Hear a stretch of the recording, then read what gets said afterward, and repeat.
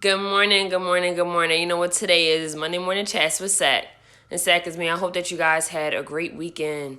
My weekend, it was really good, I can say that. I think it was good.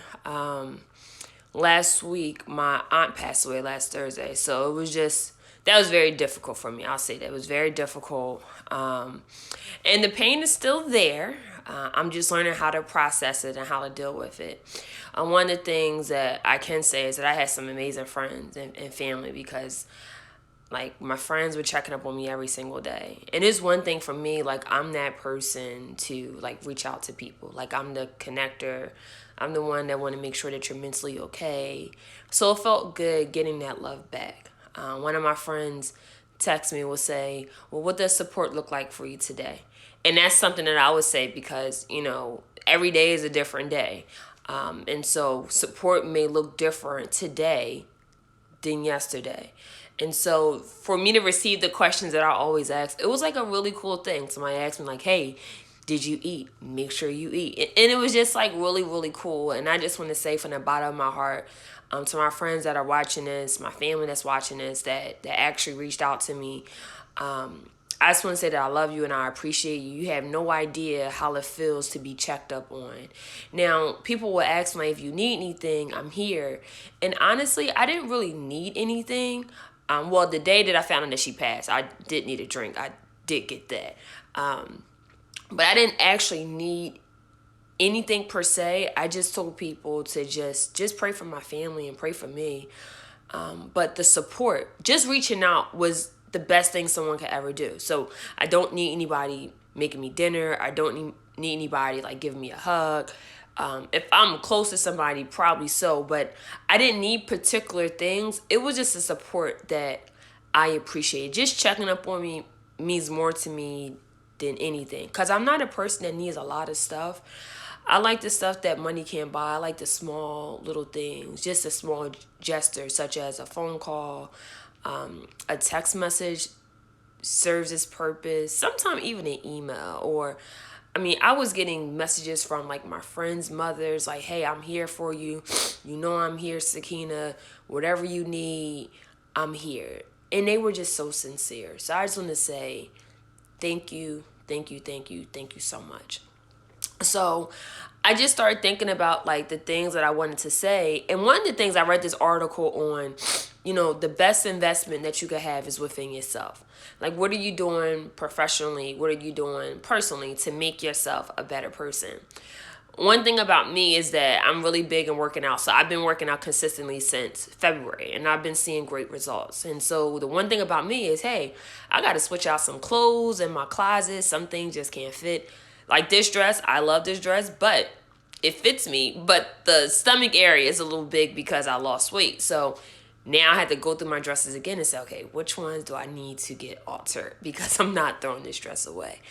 So I thought about things that I wanted to say, and I'll say this. I want to touch on things I talk to my therapist with. Now, I'm a big believer in going to therapy. Like, therapy is amazing. And I told my therapist that, I'm not going to just go to therapy when things are bad. Like, I'm going to go to therapy just because. Like, I believe in being mentally and emotionally okay. And I realized that, hey, there's some things I just can't tell my friends or my family members. Not because I don't trust them, but it's a matter of like, how would this be received and what type of advice would they give me? Would this be good advice? Would this be bad advice? Like, what advice would they give me with the information I'm about to give them? Now, if you haven't been in therapy and you are considering it, you want to make sure it's somebody that you trust. Now, sometimes that relationship to establish can take some time because you may withhold information because you're not too sure about this person. And I can tell you that the first consult, she would ask me different questions like, hey, did X, Y, and Z happen? Did this happen? More about yourself. And I did withhold information in the beginning. But as I got closer to her, I told her everything because I felt comfortable with her. So I'm going to talk about some information from my therapy, how my therapist challenged me. And I'm going to tell you about a sermon that I looked at yesterday. So let me tell you a little bit about me.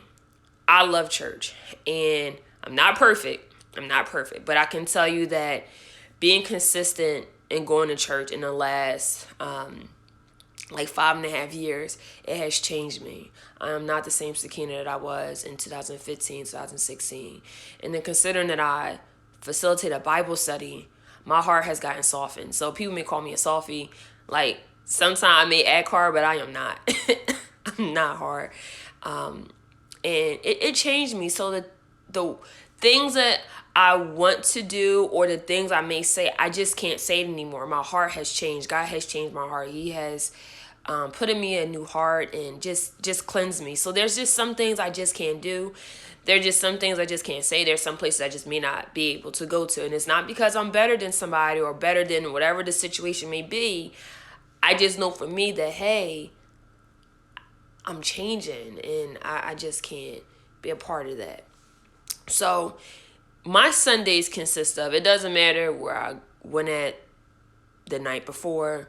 My Saturdays consist of me going to, having church in my home. So I will start my day by getting up early. It depends. Sometimes if I had a good night with my cousins, I'm just like rolling over at 7:50. Like, okay, church starts at 8 a.m. So I listen to John Howard Wesley. He is a pastor. John Howard Wesley. He's a pastor at the Alfred Street Baptist Church.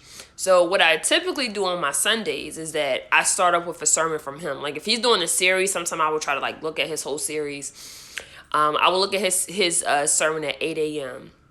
And then after that's over, in between of a next service, I may like start cleaning.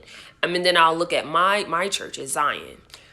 But this sermon that he had yesterday, it convicted me and it somewhat touched on some of the things I talked about in my therapy session. So the sermon was it was called Lessons in Leaving. How you leave something, it reflects who you are as a person, whether it's a relationship, whether it's a friendship, whether it's a job, wherever it is where you have to exit, how you leave says a lot about who you are. And are you leaving the way God will be pleased with? And that convicted me because I just started thinking about things like, dad, if I ended a friendship, if I walked away from my job, did I end it in a way that was pleasing to God? Now, don't get me wrong. No one's not perfect. And there's some things I'm like, damn, I wish I can go back and make some changes. And the one thing that if you want to be mentally okay, is that you have to live in the present. The things that happened yesterday, man, I can't change that. The things that happened a week ago, I can't change that. The things that happened a week ago or a year ago or 10 years ago, I can't change that. But what I can do is from this moment right now moving forward, I can make the decision and say, hey, I'm going to do things better. So what he said was, well, when you leave something, like, how are you leaving? And there is in today's society, we had this thing called ghosting, like where you just go ghost and you don't talk to somebody. You don't say anything. You just leave this person, and there could be so many questions for the other person, like, okay, why are they doing this? Why are they doing that? And what John Howard Wesley was saying was that ghosting is cowardly. You got to have difficult conversations with people. And what does that do? Yeah, it may be an easy route by just ghosting somebody, but is it the right way? So I challenge you to don't ghost somebody. If you feel like this person is getting on your nerves and this is not what you want, whatever it may be, it could be a friendship, it could be somebody that you're dating, it could be a job. Like, have those difficult conversations. That person will appreciate it instead of you just going ghost and just not saying anything to that person. So I challenge you to do that. Like, I challenge you to have those difficult conversations. And I think, and as I talk about different things, I'll tell you why difficult conversations are important. But have those. Like, it's 2021. Let's stop the ghosting. Let's actually have a conversation. Let's be adults about it, and let's actually talk. Now, some people may say, this may not be a popular opinion. People may say, listen, I don't owe anybody anything. I could just like check the deuces and that's it. But is that the right way? So I'm going to just go through some things that make me think about, okay, did I exit the godly way or did I exit like my way? And I'll tell you what my therapist said. She checked me and I was like, you know what? You got it, sis. I remember it was 7 years ago. And at that time, I was working in a small law firm, and I was still trying to accomplish the goals that I wanted for my life. And one of those things was become a licensed attorney. And I struggled. I struggled with passing the bar. And at that time, I needed to be close by positive people because I felt so low and I just felt like I was a failure. And for me, going to work reminded me that I was a failure. It reminded me that I'm still not licensed. And even though I can do everything a licensed attorney can do, I'm still not licensed. And at that time, I didn't have a positive reinforcement as a boss, as a mentor, and it's shown. And I just got tired, and I just got tired. And I prayed to God. I was like, God, if you get me out of here, like, I'll be so happy. I don't care where you allow me to go, but like I need to leave. And because of all these emotions that I had, it'll be times at my job where I would just like go in my car for my lunch break and I would just break down crying because I was like, I hate this place. And I was like, this person is going to miss me when I leave because I did so much. I pretty much ran the firm. And eventually, I was like talking to God and I was like, God, just get me out of here. I don't care if it's a contract job. And what did he do? He gave me a contract job. I didn't do the proper leaving. I gave this person a week notice. I wasn't even like trying to have a conversation. I was like, yeah, I'm just let you know. I'm about to check out. So just let me know if there's anything else you need to do. I couldn't even look the person in the eye 'cause I was just so angry. I was just so angry. And I realized that that wasn't the right approach, right? It wasn't the right approach. But that was 2014. Where I was at spiritually, I was still trying to get where I'm at now. So it took some time. But I'll tell you this, you can restore relationships even if you have to leave. That same person I walked away from, I actually met up with that person last year. And even though this person hurt me, it hurt me bad, I met up with this person. I actually reached out to them. We know the same people. And I met up with her not to like rehash the bad times. I went to this person. I said, I see you doing your thing. We're pretty much doing like the same type of stuff. What can I do to help you? What can I do to help you? And I have this big thing where I believe that we are better together. So I'm not into trying to, burn bridges. Now, there's some people where you could walk away from and you may never need them. And you could walk away and never turn back around and say, hey, let's restore it. That's just normal. But there's some relationships where you actually can restore, and that was one of them. And I wasn't trying to restore it such as needing a mentor because this person was the mentor that I needed at that time. But at this point in my life, I wasn't looking for a mentor. I was looking for someone that I can eventually do business with. I've matured over those 7 years, over those 6 years, and I said, you know what? We're better together. I never said, hey, you did this, you did that. I went up to her and I said, what can I do to help you? And I said, you could pick whatever restaurant you want. It's all on me. And we picked the restaurant. I paid for it. I didn't ask her to leave a tip. I didn't ask her to do none of those things. I pay for everything.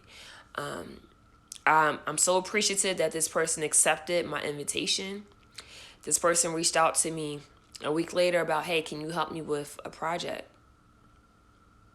I said, okay. It was during tax season. It was a busy time, but I made time for this. I met up with this person, helped. I was at their office for about like 2 hours. This person reached out to me via email, letting me know, like, how much do you charge? I said, just let me know where your office is at. Got to the office and I helped this person with whatever needed to be done. And the person said, thank you. Like, you really know this stuff. And people that's in the tax where they know that I'm very knowledgeable on international tax. So this wasn't about international tax, but we started to ask questions about it. And soon I was done, the person was like, how much do I owe you? And one person may say, oh, you owe me X, Y, and Z. There's a tab. Me, I said, it's on the house. Thank you for allowing me to help you. And I walked away. And so even though I didn't leave right in 2014, and because God just started really filling my heart, I was like, you know what? It wasn't about trying to be, kissing somebody's behind. It was nothing like that. But the person I am, I believe that my connections, they were not by mistake. And there's some people I may never connect with again. And I'm fine with that. But deep down, God would tell me like, hey, you need to go fix this. Like, you need to go fix this. And I did. And this person actually helped me get the job that I have now. But I don't know if it would be the same if I didn't restore the relationship last year, in 2020. And let me tell you, it was difficult. It's difficult sitting in front of a person that hurt you and you want to think about all the things that they've done. But I grew up, and I ain't care about that anymore. I was thinking about how to move forward. I was living in the present right now. And the only thing I thought about was like how can we work together? How can we can make money? Like, we can make a lot of money together, and I'm all about securing the bag. So I didn't think about the things that she done. So that situation, yeah, I didn't exit the godly way when I initially did, but I didn't know how to control my emotions either. My thing was I need to get the hell out of there. But as I grew up and I matured and I just started thinking about things, and I matured in a spiritual way, I was like, you know what? It could be better ways because we are better together. Moving forward, another job. This job, I learned how to deal with difficult people. And I was there for almost 3 years. And I can honestly say, out of all the jobs that I had, working for the city of Baltimore is probably one of my favorite. One of my favorite. And, well, I didn't work too long at a lot of jobs anyway. So when people like tell me they've been in jobs for like 5 years, I get so excited. I'm like, dang, the longest I've been at a job is probably like almost 3 years, but not 3 years. And I look forward to that if I had the patience to stay. Because I'm a person where I'm never loyal to a job, right? And my thing is, did I get everything I need to learn from this job and then go to the next? So for me, if I'm going to stay there, it's because you're challenging me. Because it doesn't take me long to learn a skill. Like, once you teach me a skill, I got it. But if I feel like I'm not, like, learning, and I feel like I'm just there, deuces. That's just me. So this job, we had fun. It was a great job. They do my job. Work-life balance was there. But I had a lot of issues with my coworkers. And one of them, I was one of the youngest ones, and I was an attorney. And this was a non-attorney position. And it would be sometimes where I would cry. It would be sometimes where, like, driving to work, I would just get these bad headaches. And I was like, God, I don't want to be here anymore. And I want to be somewhere where I'm appreciated, I'm valued, and I'm not at this place. And so one of the biggest things I've done when I was leaving this job, I pretty much I had like an exit interview with HR, and they pretty much went over everything like, hey, did you do this? Did you do that? Yeah, I did that. And then for my job, I took it up a notch. Like, I actually created I created like a packet. So for someone that's going to be in my position, like, hey, this is how you do X, Y, and Z. It was like a manual. I created it. No one didn't ask me to. I just did that. Like, I stayed probably like an hour later every other day just to get the packet done. So that way it didn't coincide with the work I had to get done, in my 8-hour span. I did that. But the thing that I did was my boss before I left, because she didn't understand why I was leaving. And I feel like sometimes some conversations are met where the door is closed. And so what I did was, right before I left, I had one of my admins to hold one of the conference rooms. And this was a glass room, so that way people know, like, I'm not swinging, I'm not doing nothing. Because everybody knew that I did not like her. It wasn't a no-brainer. Everybody knew that.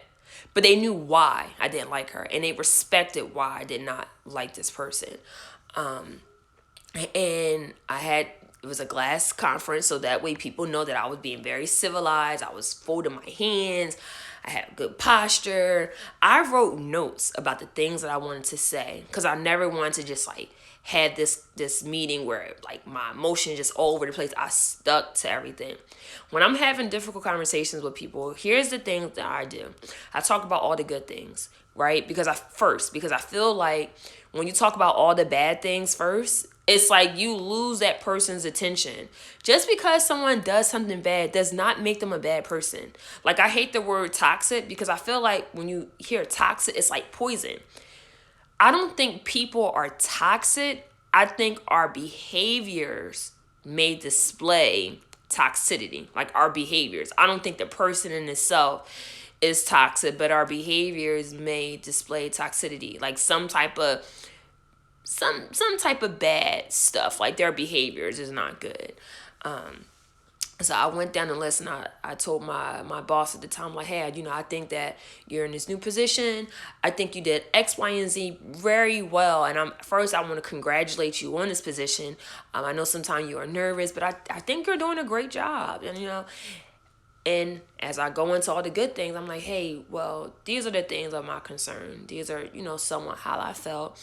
And these are the things I think you need to improve on. And I think this may help you as you grow in this position and you have more people under your leadership.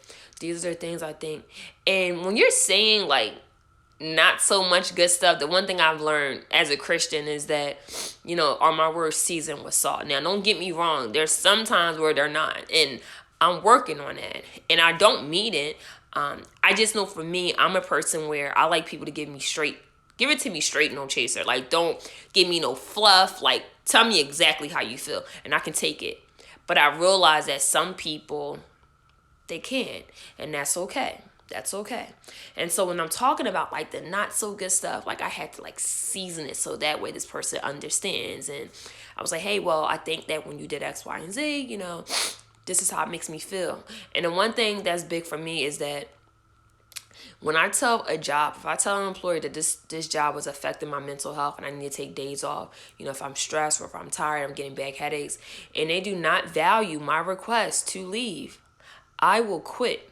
And I say that because my mental health is so important. I remember being at jobs where I was just so stressed out. And I just probably need like 2 days or 3 days. But if you don't honor my request, I'm leaving.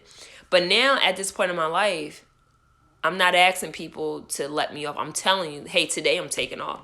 No, I don't have other work to do. Like, I'm taking off today. Oh, is there any special request? No. I don't have to tell you why I'm taking off. Hey, if I got the time, I'm doing it. But now, doesn't matter. I'm taking off. My mental health is everything. And then the bad stuff, season it with salt. And then I went into the good stuff again. Like a good sandwich. Like, hey, this is the good stuff. This is not so good stuff. This is the good stuff. And I brought it to a conclusion. My boss cried at our meeting. And she said, Sakina, like, I'm so sorry you felt that way. And all the things that she said during our meeting, I wish she would have said that. Because it cut during the time I was working there. Because it probably could have made me stay. One of the things she said, she valued me as an employee. And I did an excellent job. But the work that I did while I was working there wasn't good enough. And it's not that, I need to praise all the time, but sometimes you want to show people that you appreciate them. You want to show people they appreciate you. And so I left that job with grace. I left that job in a godly way. And now this person still asks about me. So in the event that I want to restore that relationship, I can. Everybody's not bad people, right? A lot of people are not bad. And if I want to probably get my job again, I probably can. The same way with my previous job. I left it with grace. I told them the reason why I wanted to leave. And I told them because I wanted to teach. I wanted to take some time to teach full time. And they valued it. They were hurt because they're like, you're such a good person. But I left with grace. And because of that, this previous job said, Sakina, whenever you want to come back, your position is always there. They told all the partners, your position is always there. Because I left with integrity. I left with grace. And I left in a way of, I know God was watching, that he'll be pleased. My therapist challenged me. I told her something that I did. And I told her something that I said recently. And I asked her this question, because I'm a believer, if you love me, you will check me. If you think that I did something that's not somewhat good, tell me. I need that. And I appreciate it because at the end of the day, if you love me, you will check me because I'm not into having bad behavior. I want to do things the right way. I want to do things the godly way. And sometimes, when you're in that moment, you may not do that, but I want to do things better. So I told her something I did. I told her about a conversation I had. And I told her some of the things that I said. And the question that I asked her, she always told me, like, Sakina, I think you go about things the good way, and you go about things without me even telling you to do it. And so for therapy, like, you just come when you need to. Like, if you need to talk, just schedule an appointment. But I think you have, allergies. And she said, I think you have all the tools. So, like, you just come when you need to talk, but you got it. But this question was different. I said, sis, my therapist, I said, I did this and I said this. And I said, was this considered toxic behavior? I asked her that. I said, is this considered toxic behavior? And the good thing about my therapist is that she is a Christian. So during our therapy sessions, I will tell her, like, if I'm going through something, I'm like, sis, this is the scripture that I'm, like, focusing on, like, and I'm trying. And some scriptures are hard to apply to your life because you want to do things your way. And I'm like, okay, let me try to do things God's way. Like, let me try to do that. And I asked her, I said, was my behavior, was it toxic? She leaned back. She looked at me. And she said, Sakina, you are growing. Emotionally, spiritually. And she said, your walk with God is going to challenge you a lot. But she said, you growing. You're going to be at a crossroad. And she said, you're going to have to make the decision where, are you doing things God's way or are you doing things your way? She said, now I ain't trying to tell you what you need to do. But she said, you're going to walk a thin line. And she said, the thing you have to understand is that at the end of the day, if you leave something, you leave someone, did you do it God's way? And it touched on the things that I listened to in my sermon yesterday. And she said, yeah, sometimes you want to pop off. Yeah, sometimes you want to tell people, like, look, this is actually what it is. But she said, as a Christian, I need you to season your words with salt. And she said, do you think you did that? She said, I know you meant exactly what you said exactly how you felt. I know that. You can express yourself. But there's going to come a time where you got to ask yourself, are you doing things the godly way or are you doing things your way? Now, which one are you going to choose? You can't choose both because you can't be a master for two people. Who are you going to live for? Which way are you going to choose? And that stuck with me. And I was like, she helped me accountable. Because sometimes, you can have conversations with people and sometimes, like, you say things in a moment. Now, I wasn't raising my voice. I wasn't doing none of those things. But it's about the delivery. Like, if I say something, I say exactly what I mean. But sometimes, even though you can you can say exactly how you feel, you got to make sure your delivery and tone. And sometimes I try to check it, but sometimes, you get in that moment and you may not realize, like, damn, like, did I hurt this person's feelings? And so that's where I'm at in my life, where, I don't always want to be right. I'm not always right, and I'm not going to get everything right. And I just pray that people give me grace because I give grace all the time. And when she told me that, she said, so are you going to do it your way or are you going to do it God's way? She said, I challenge you. She was like, you may need to call and apologize. She said, even though you said what you wanted to say, you never know how it made that person feel. You never know how it made that person feel. And it convicted me. And I was like, you know what? This is not being a sucker move by calling somebody and apologizing. It's not. Because you got to watch what you say to someone because you never want them to feel like, damn, like, was I not even special to this person at one point? So after my therapy session, I called this person. I was like, listen, I still care about you. I still love this person. And I was like, I apologize. Like, if I said something, I say, sometime when you're in that moment, you don't think about the tone or the delivery. Like, you're just saying what you feel. And I said, some things could have been said a little differently. But if I hurt your feelings, I apologize because I do care about you. I said this, and the one thing about me, like maturing, is that when I tell someone that I'm sorry, I don't expect an apology in return. Now, there's some situations where, hey, this person should owe me an apology. But if you're going to something where you're only apologizing for someone to say sorry back, you're doing it for all the wrong reasons. And I just said, hey, I'm gonna just choose the way God would want me to handle this. And it's hard. It's hard when you that person when you realize, hey, I did something wrong, because everybody wants to be right. I don't want to be right. I just want to do things the right way, a better way. And so that's what I did. That person was like, I really appreciate that, and I didn't know how it was going to be received, because sometimes people may say, hey, well, you said what you said at that moment, so you meant that, and they may not receive it, your apology. They may not accept it. But I was there just trying to do my part and say, hey, at the end of the day, I apologize. Because at the end of the day, I may not know how that person felt after the things that I said. And after that apology, that person probably realized, like, hey, okay, well, this person does still care. And, maybe the tone or delivery may not have been, certain things that were said may not have been the right approach. But, hey, I respect this person for that. They probably would never tell me, but that's okay. But I did things I realized, like, hey, I'm not trying to hurt this person's feelings. Like, I'm not trying to hurt that feelings. Because you never know, like, the lessons that I learned in walking away is like, did you leave the right way? Did you leave the right way? And I realized that now moving forward, I want to leave out the right way. I never know. I may need the people that I leave. And just because you leave is not saying that you having them close out of your life for good. Some people, yes. Some, yeah. I could tell you a story about an ex of mine from years ago. Like, that is gone. Gone.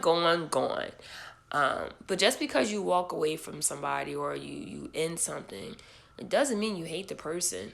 It's just the timing. It just say, hey, this is not. It could be a job. Like, hey, this is not it. And depending on how you leave, it says a lot about who you are as a person. And you never know. You may be able to restore that relationship. Because of how I ended things in my jobs, I'm able to get my job back because how I ended it. I'm able to restore that. I didn't leave a bad taste in their mouth. So I challenge you to think about how you end things, whatever it may be. How, are you ending things in a good way? You may not be Christian, that's okay. You may not have any type of religious beliefs, but are you ending things that, hey, you can leave off with a clean slate, and when people hear your name, they don't have a bad taste in their mouth? Like, how are you leaving situations? Like, some people may just chuck the deuces and say F you, but did you really heal? Did you really heal? Is that helping you? If so, let's talk about it. Tell me how that helps you. I pray that you're open to have difficult conversation. That's how you grow. That's how you learn. And let's stop with the ghosting. Like, tell people exactly how you feel, even though people don't want to hear it. But I'd rather you say it than you assume someone knows how they feel. Yeah, and people show you how they feel about you based on their actions. But sometimes a conversation is also needed. So I pray that you work on that. I pray that you make the decision when it comes to investments that the biggest investment that you could ever work on is yourself. So if it's learning how to have more interpersonal relationships, having healthy relationships, I pray that you get that. I pray that you focus on your mental health. I love therapy. I love it. I practice therapy tools all the time. And my friends, they the same therapy tools that I implement on them, they implement it on me. I'm like, damn, you doing this to me too? Okay. So I pray that you make sure if it's a personal development, I said that, your biggest investment is yourself, then you do things that make you a better person. Me, I challenge myself to be a better person every day. And I'm not perfect, but I strive to be better than I was yesterday. I pray that you live life on purpose. Like, you go after what you want. I pray that you never take any day for granted. Me and my aunt, we had dreams to go to Mall of America. And it hurts now because I thought we had more time. So I pray that, hey, if there's something that you want, like, go for it. If you want to take that trip, go for it. Don't be this person that just hoards all their money and you don't enjoy your money. You can save, but you can also make time for yourself. Hey, if you want to go to the beach this weekend, go do that. If you want to take a trip to the islands, do that. It's nothing promised. Our days are numbered. They are numbered. So live each day on purpose. Like for me, people say, like some of my friends say, your life is lit. And I don't really spend a lot of, I'm not into like being flashy and spending a lot of money. I just like to enjoy my life. Um, Yesterday, I went to my girlfriend's house. We had a cookout. I just made seafood salad. And yes, my seafood salad, as my friends say, is made in God's kitchen. And it is the best. It's the best. Um, but we just enjoyed each other's company and had wine. Lots of wine. Lots of wine. So do things that make you happy. Do things that make you happy. We don't know how much time we have on this earth. So enjoy every second. Make a decision to be happy every single day. Every single day. I hope and pray that you just never forget how amazing you are, because you are amazing. And sometimes we forget that, right? We forget that we are amazing because of the things that is going on in our life. But you're amazing. You are amazing. Please don't ever forget that. Know that you can accomplish whatever your heart desires. You can get that. I hope that your past weekend was good. And if it's not, you got the chance to do it over again. I pray that you have a great Monday. I pray that the remainder of your week is fantastic. And most importantly, just never forget that you are dope. Like, you are great. You are so great. Take care, guys. And again, happy Monday.